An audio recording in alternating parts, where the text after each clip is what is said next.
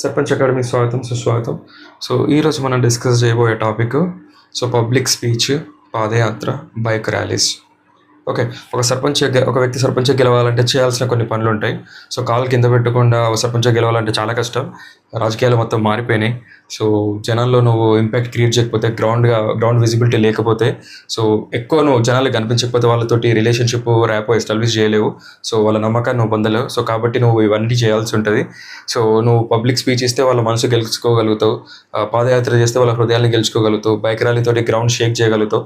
ఈ మూడిటిని ప్రాపర్‌గా యూజ్ చేసుకోగలిగితే డెఫినెట్‌గా ఓట్లని గెలుచుకోగలుగుతావు. డెఫినెట్‌గా సర్పంచ్‌గా విన్ అవుతావు. So for example public speech ఉందనుకో, సో ఎట్లా స్టార్ట్ చేయాలి?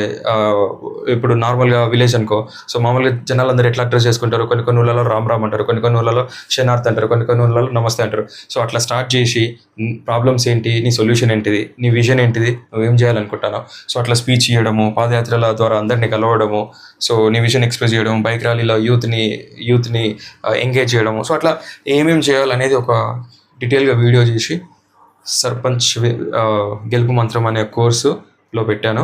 సో మీరు ప్లే స్టోర్కి వెళ్ళి Srikanth sir classes app download చేసుకుంటే, సో దాంట్లో ఈ కోర్స్ ఉంటుంది. ఆ కోర్స్ పర్చేస్ చేసుకొని నామినల్ ఫీజుతోటే పెట్టాను. సో మీ డ్రీమ్ ఏదైతే సర్పంచ్ కావాలనుకున్న డ్రీమ్ ఉందో దాన్ని ఫుల్ఫిల్ చేసుకోండి. సో ప్రతి ఒక్క క్లాసు ఒక్కొక్క మెట్టు మీ సర్పంచ్ అవ్వడానికి దగ్గరికి తీసుకెళ్తుంది. ఒక మంచి ప్లాట్ఫామ్ ప్రొవైడ్ చేసిన మీ డ్రీమ్ని ఫుల్ఫిల్ చేసుకోవడానికి యూజ్ చేసుకోండి. Okay. So see you in the course. By.